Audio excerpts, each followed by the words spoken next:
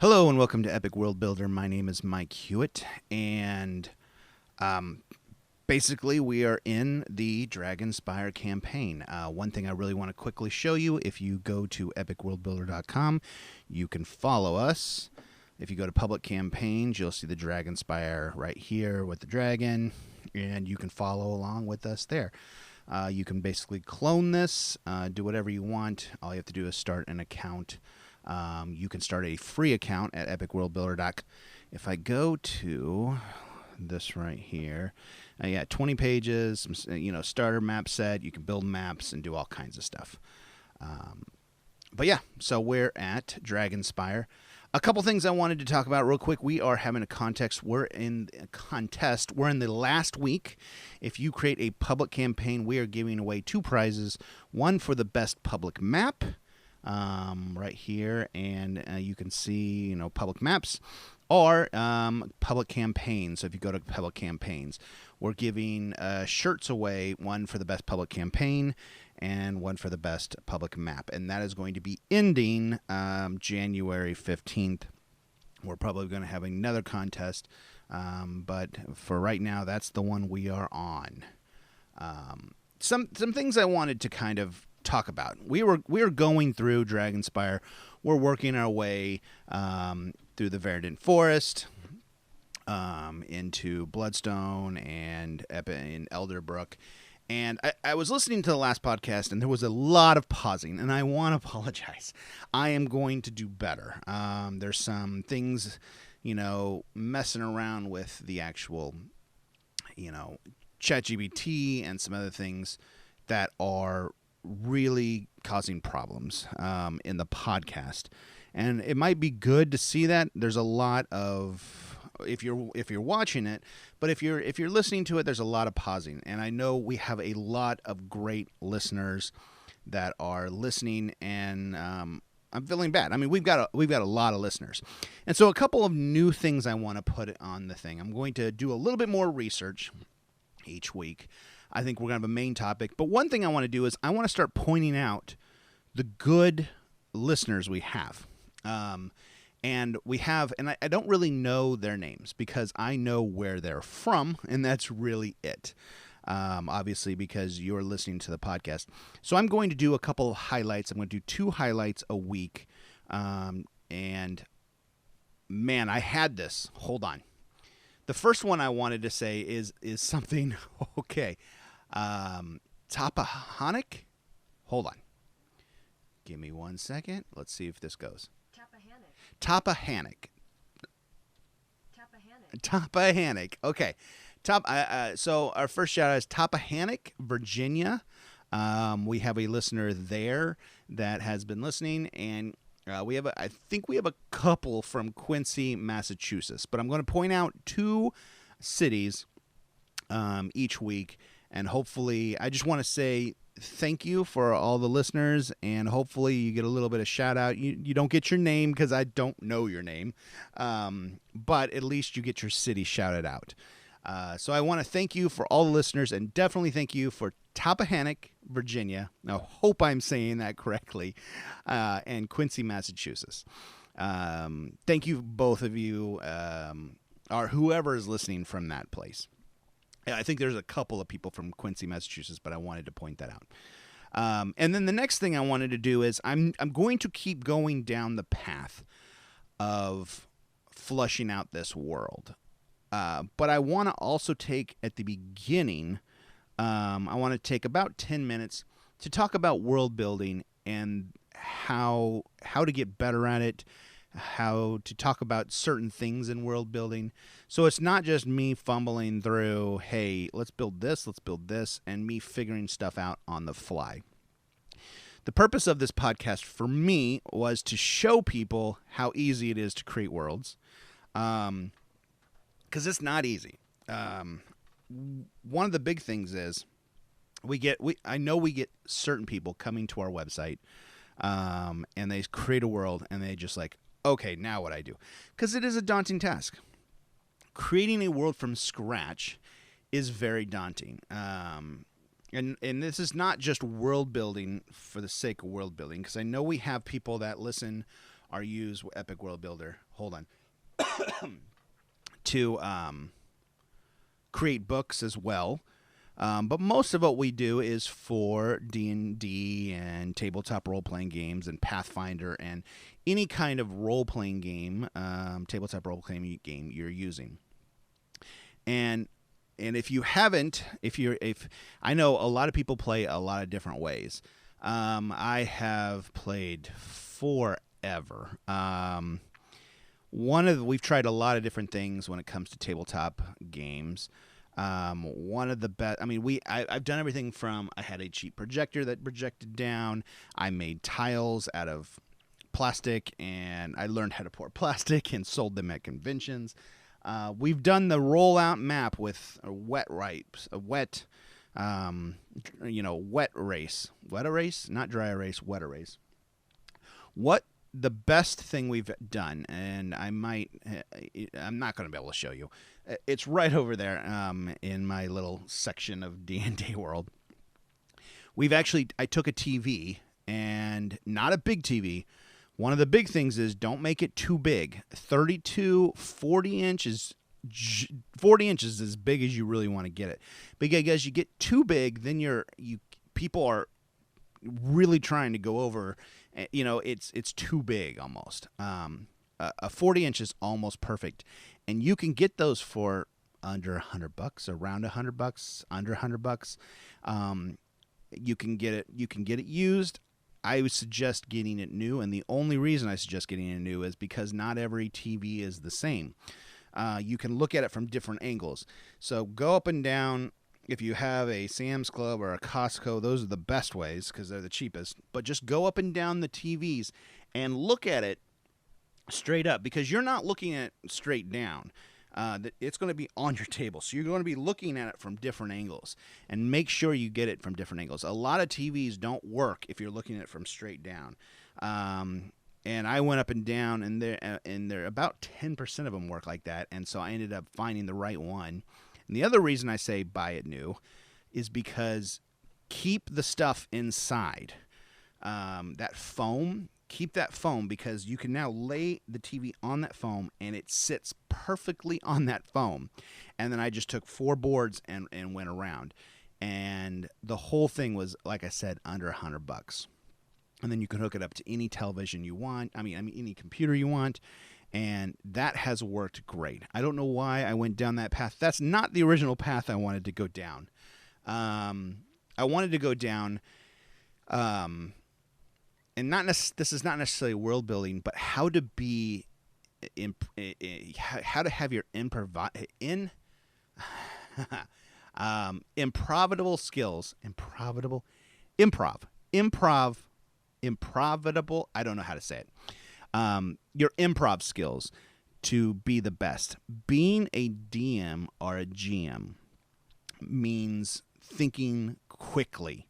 You're sitting around, you have 5 other players staring at you, and you're controlling the world. There is a time to just say, hold on, guys, let me figure this out, but also being quickly. That is one of the main reasons I created Epic World Builder. I wanted something extremely quick. So let's go, and let me show you a couple of tools that I've did. And this is all a work in progress for the last couple of years. Really, this site started out with these generators, and that's it. And this is before a lot of AI stuff. I wanted to come up with names real quick, come up with all kinds of stuff really quick. Now, in my campaign here, what we've ended up doing, if you need something really quick, you can create these we've created these generative tools. So now, if you're in a bar or something, and they're like, okay, well, what's that person's name? You can now go through these, and we have this dice over here, so you can go through and randomize this. But if it's what it is, a male dwarf, right? Let's say middle-aged, let's say a tailor, and impulsive. You just answer a few questions, and even this will allow you to create a name. This is about 5 questions. This is actually 6 questions. But all of these, you answer 5 questions, and when you hit generative, it takes about 30, 40 seconds. And if you can stall long enough, then you can get the whole thing. And so right now, when they're talking to me and they need a person's name. Now, first of all, you could it's very easily to go through a world and flush it out really quickly. Before, when I had pen and paper, I'd be like, okay, well, here's a bar, here's a tavern, here's this. So now I have this person, and I have a background on them, which you could read later. But what you need to know is, it's impulsive, and he's a tailor. That's it. The rest of this can be looked at and changed later. But a male dwarf, middle-aged, tailor, impulsive. And now you can give him the name. And you can come back later to this. And now you have this, boom, in your character section right there. So that is one real quick way. And then you can also just go back in and say, okay, well, yeah, his name is Tinlin Tra. And you can click on that, and you can give them right on the TV, right on the table. So that's a way of being incredibly improvidable. I'm never going to figure that word out. Improv. Have your improv skills out there, so if they ask something, you can make it really quickly. Obviously, going through this, I'm going to be really transparent. We support artists. We love artists. And we have artists that I pay. Definitely, when it comes to maps, our art budget's out there. But with all of the pages we have to come up with, all of the different ones, it's thousands and thousands and thousands of art pieces of art. And there's no human way possible, unless you're a billionaire, to pay that many artists. And because this is a D&D game, it's this isn't part of it. This is to help, and so this is a AI. Now, if you go to our map maker and you go through all of these stamps, and it's pulling up, that is the artist we pay. We pay an artist to do all kinds of watercolor, these houses, the city stuff. We've been paying an artist every week to come in and bring in art and stuff. And all of these really cool pieces have been very well done. We have the mausoleum that just came in. He's going to be switching gears and working more in battle map stuff, so stuff for dungeons. You'll see that start to grow. But that is an artist we are paying. We have got it. We've worked with a couple of different artists, and I just want to let you know we do support artists. But sometimes when we have literally millions of pictures, depending on, and that's just the world we live in. When you're talking about, let's see, like a city, right? When we come into city and we answer all these questions, city, democratic mind, and all of these, we have an image for every different kind of solution, or every different kind of how you do the questions. Anyways, it might be a little bit too far behind the cover, but every one of these comes with an image, and I just wanted to let you know that there's absolutely, anyways, that's where we're at. That might make some people frustrated and everything else, but I want you to let you know that we are supporting artists just as much in certain aspects that we want to keep that good. Long story short, there we go. That's a very touchy subject, and yeah. Anyways, improvidal skills. So being able to come up with a city really quickly, a dungeon really quickly, and so when creating a dungeon, let's just go ahead and I don't know, dungeon A. Being able to do this quickly on the fly is something that's very, very important. But also, when you're spending time beforehand doing work, go ahead, spend time going through and creating those extra little places, buildings, and people. Create a bunch of people that you have ahead of time. Maybe go through and call them something different. So put a little thing in front of it like, I don't know, not used dash whatever their name is. So when you're going in a list, you can see, well, some of these are not used, and if you need to, even if you don't want to wait this amount of time, yeah, see, here's a dungeon here, and a little bit about the dungeon. Some of these we actually have maps with, some of them we don't, and those maps are actually created by people. So going in here, so coming back here, so one other thing, let's just do this real quickly. Dun, dun, dun. So then I would say come in here and do this, not used. And I mean, this is the same way you would do it with paper as well. So we're going to create this person real quick. And then the last thing I want to talk to you is about the store.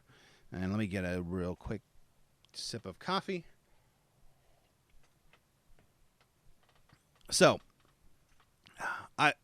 when I DM'd with paper, I would always have a list of names, or a list of this, or a list of, different tavern names, so I can throw them out quickly. This is even better, so you can very quickly come up with characters. Okay, so this came up with a character.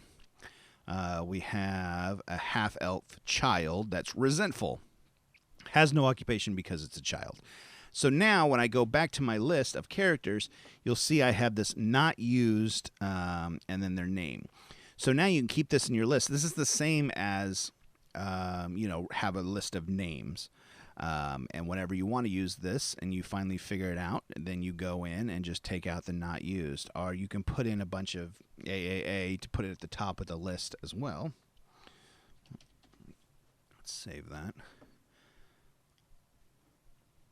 There you go. So these are not used now, and you can create some stuff. So if you need stuff on the fly, and not to be too much quicker, but we also have the store. So in the store we have tons of images, of people, of monsters, of animals, and we have pages. So images are just the images. So if you needed something really quick when you're making something, you can come in here and get a rhinoceros. A lot of these are animals. Some of these are monsters. The other thing is you can go to pages, and these are pages. So not only are they an image, but then you also have, and all if you see, all of these are free. There's nothing in here that costs. We couldn't figure out the idea of, we're trying to figure out a name that says, well, here, you can go here and get these things, but they're free, and store is just the only way we've come up with. But here you can get a town pack, or here's some weapons, or going through this, or here's a trader pack I just put in, and you get some trader, and so you got an image and you got some stuff. So that's another way of being really, really quick. So enough of that. Let's actually go back to Dragonspire. And if I'm here, one thing I wanted to show you real quick is I have redone the Elderbrook map with the map maker, our map maker. So this is actually our map maker going through, and it's added a couple of things that, the mausoleum, I think this looks a little bit better. Going through this, I really like this map as well. So we're kind of slowly moving things over. At the time when we were doing this, we didn't have the map maker, but it's getting better and better and better. So coming back here, heading to Bloodstone, we've worked through all of this. This was something that I was testing out, and then we were here in the main hall, and we were working on this side here. So looking at the page section, we have the spell room. I think this was the spell room. And now we work over here. Now, the last thing I think we have is, I don't think we had anywhere where, and this is where I start to stop talking. The Warlord's Chalice is what we're coming in here for. So I think we're going to put the Warlord Chalice in here. This, I think, is just a ruined room. I'm going to add a pin here, and let's call this the destroyed bedroom. Destroyed.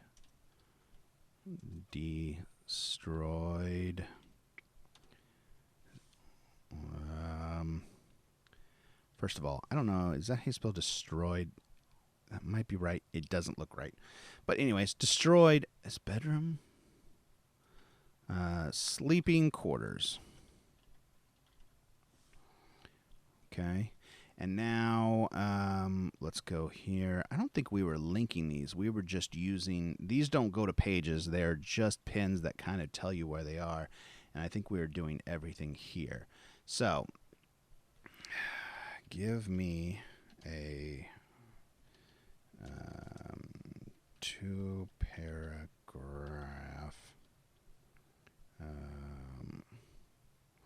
description of a destroyed sleeping quarters for a main hall in Bloodstone.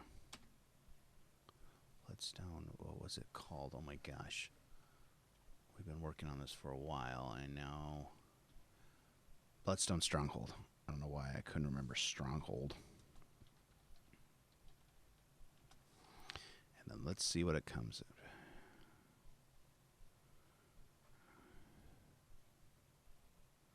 Okay. It is popping it in now.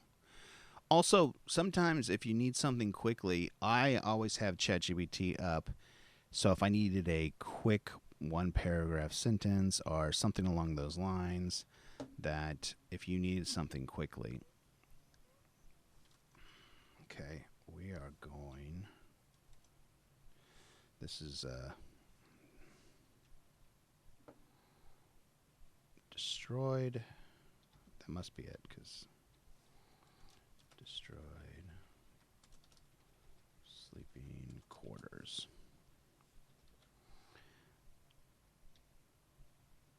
Okay. In the Bloodstone Stronghold, the destroyed sleeping quarters near the main hall present a scene of desolation and historical conflict.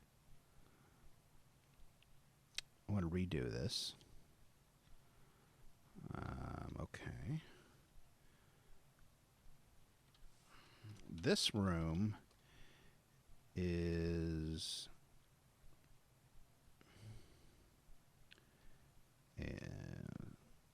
some kind of sleeping quarters that looks destroyed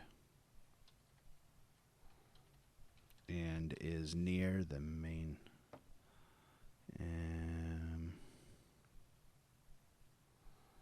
that looks destroyed.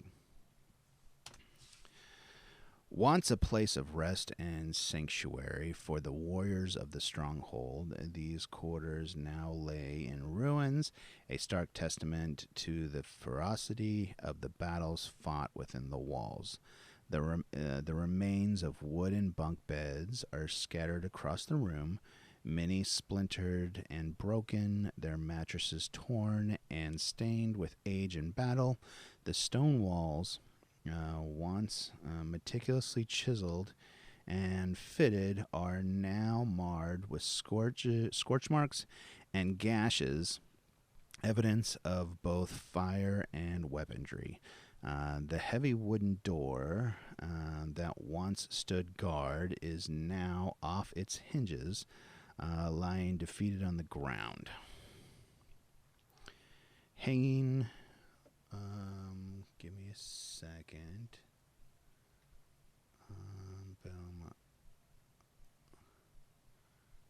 Okay, what was that? The heavy wooden door is that once stood guard is now that works.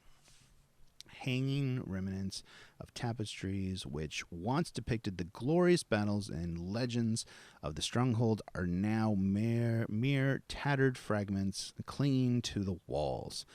Shields and weapons that used to adorn the room in orderly arrays are now strewn about, some embedded in the walls, others laying on the rubble-strewn floor. The once polished stone floor is now covered in a layer of dust, debris, and an occasional glint of a lost trinket or piece of armor.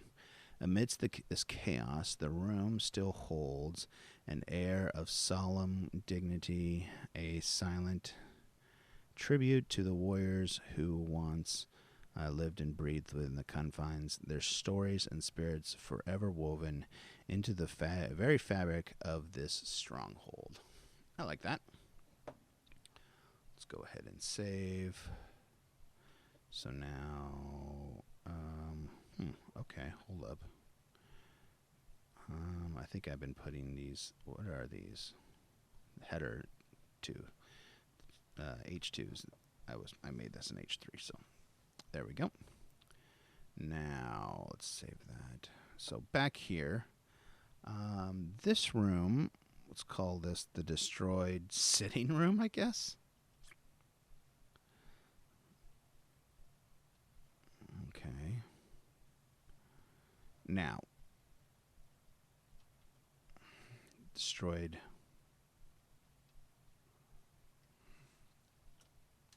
waiting room. Okay, so we have a fight here. I think we need another fight. There's a door here. I'm trying to think. What should we do with this room? Going looking at this room. We don't have much, but I think we should put some kind of maybe fight in here or some kind of something. What do we got here? Yeah.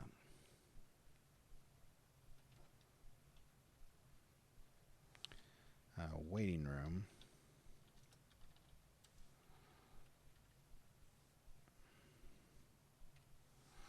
Maybe have some goblins. Yeah. The destroyed waiting room adjacent to the main hall in the Bloodstone Stronghold serves as a haunting relic of turmoil and decay. Excuse me. Okay, ChatGPT is almost done. Let's go here. Edit this. Destroyed waiting room. Oops. I do know how to spell waiting. I know I'm bad at certain things, but this is, and that's a real quick Control-Alt-2 will make it an H2. The destroyed waiting room adjacent to the main hall in the Bloodstone Stronghold serves as a haunting relic of turmoil and decay. This once grand antechamber designed to host dignitaries and visitors before their audience in the main hall now lies in ruin, a shadow of its former glory. The remnants of luxurious furnishings are evident in the tattered remains of plush seating, their fabrics faded and torn, revealing the aged stuffing beneath. The large ornate rug that once, this is perfect, the large ornate rug that once graced the center of the room is now barely recognizable, covered with dirt, debris, and scars of numerous battles. The walls, previously adorned with intricate tapestries and fine arts, are now pockmarked with damage from both weaponry and the passage of time, with only fragments of their former beauty clinging to the crumbled stone. In the midst of the destruction, the grand fireplace, which used to offer warmth and a welcoming glow, stands cold. We don't have that. But that doesn't, I mean, it doesn't have to be perfect. The walls previously a grand fireplace, which used to offer warmth and a welcoming glow, stands cold and damaged. Its mantelpiece chipped, and its hearth filled with ashes and rubble, and the once elegant chandelier that hung from the ceilings now dangled precariously by a single chain. Its crystals scattered across the floor, reflecting the dim light in the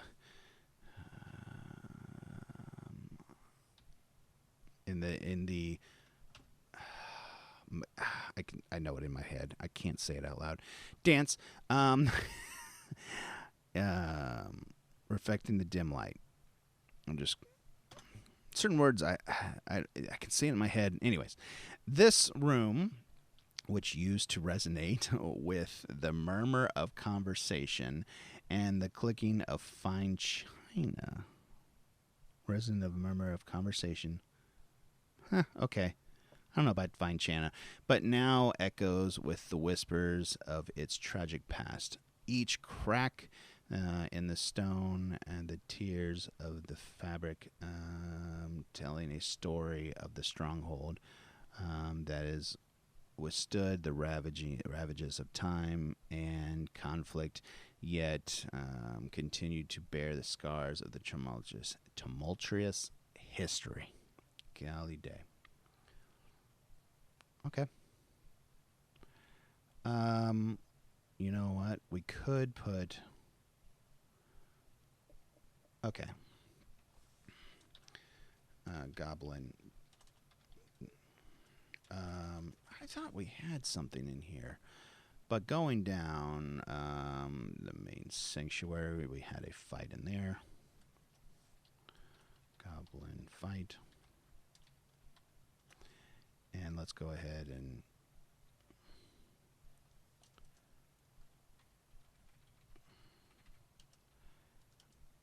another. And this is stuff I will prep before. This is not really world building. It's just we have a fight there. Let's put a fight there, you know, that kind of stuff.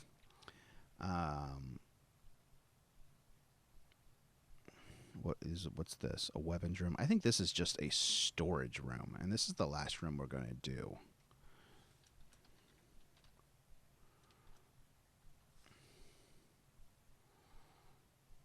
Yeah. I'm going to do storage room. I had steps going down to something, but I don't think we're going to use that. Maybe put steps down to nothing. I don't know. Going back here. Give me a 2-paragraph on a destroyed... on a storage room in the main hall.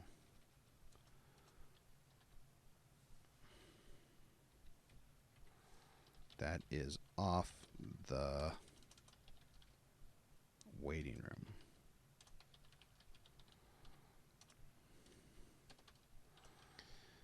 There is nothing special about this room. There are empty shelves with nothing of importance on them. There is a small chest that is glowing.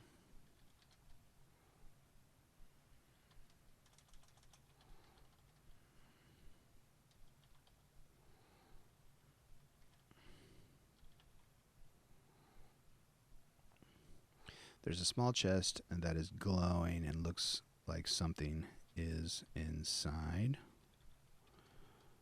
Inside is the war. What is it called? Warlord's Chalice. Pretty sure it's Warlord's Chalice. Warlord's Chalice.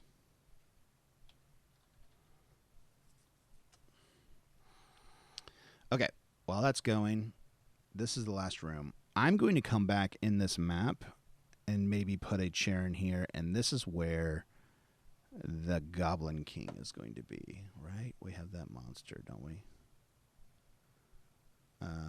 Grimskull, the Relentless. He's going to be here with two people. I'm going to change these stairs and put something there. When they come in and they open this, I'm going to have him come out and fight him. That's going to be the last fight of this. So I might change this. I'll probably show you next time. This map will be different. I'm going in here. I'm going to go ahead and pull this up. We have the storage room. And storage room.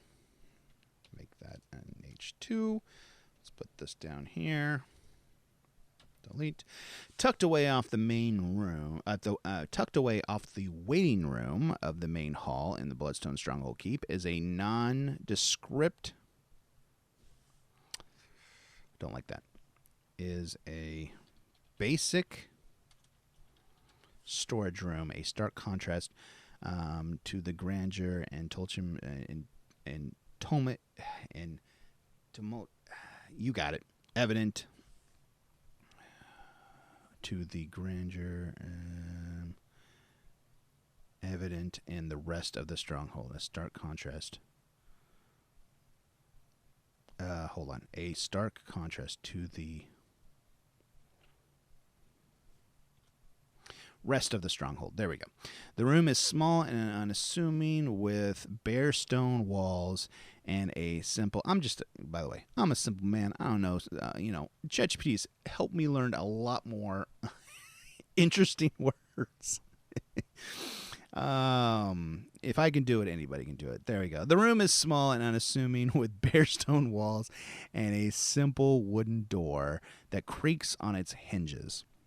Inside, rows of empty shelves line the wall, covered in a thick layer of dust, indicating long periods of neglect and disuse.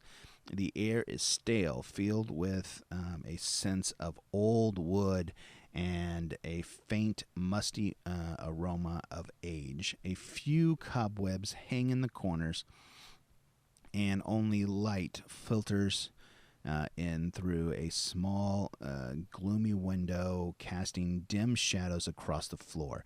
There's an overwhelming sense of forgotten history here, as if the room had once served a purpose now lost in time, not lost to time. Amidst the sense of abandonment, a small chest sits incongruously on the floor near one of the shelves.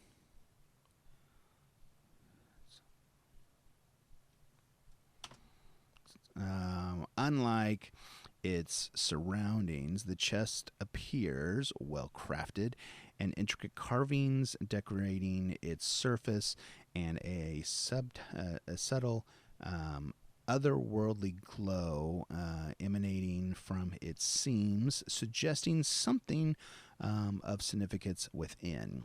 Upon opening, the chest reveals a sole contents, the Warlord's Chalice. This chalice, rumored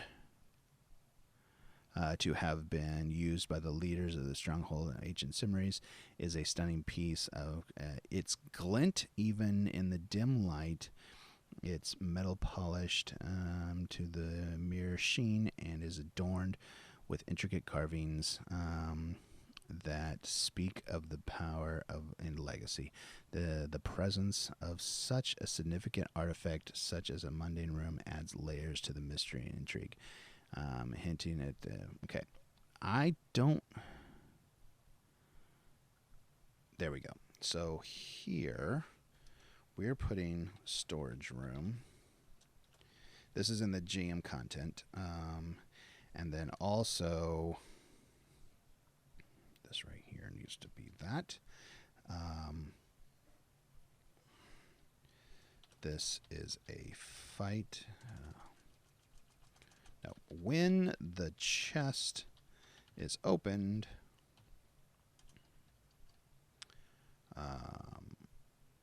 a fight is initiated with Grimstone. No, Grim Skull, the Relentless, and 2 other goblins. Now, I'm going to go ahead. Let's save this just to be right here. I'm going to open this another place. Right here, I'm going to... No.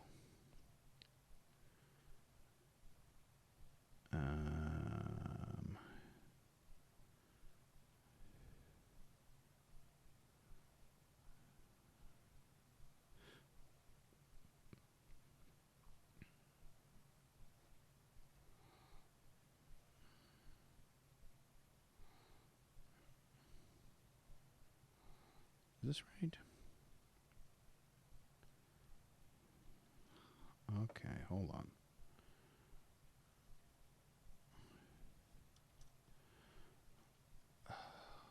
Gosh dang it. Sorry, this has been changed. I'm wondering. And this is, let's do Grimstone. The Relentless. Responsive video.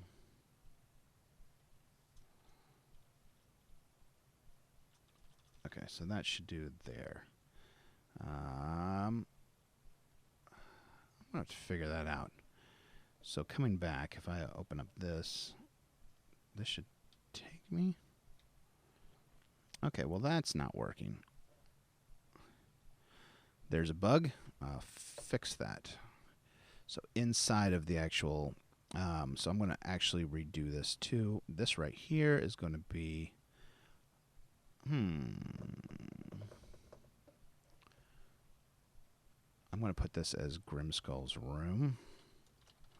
But lastly, I do not want this visible by everybody. I don't want them to know that's right where we're going. Okay, so that's pretty much it. I think done here. This is where you take it back, and we go from there. This is a pretty good encounter. And that's pretty much the end of the Bloodstone. We have this. We've got all these done. We've kind of walked through this. Here is an encounter. We did make them blue encounters, but we'll figure that out. So, once again, thank you guys so much for listening. I do want to remind you that you have 1 week left. We have 1 week left to figure out, or to get into those, to the contest with public campaigns and public maps. And on the 15th, we will choose a winner. And also, if you want to go, you can go and vote as well. But thank you guys so much. And please like and subscribe wherever you're getting this from, whether that's YouTube or podcast, or if you see us on social media or anything like that. But also just keep building.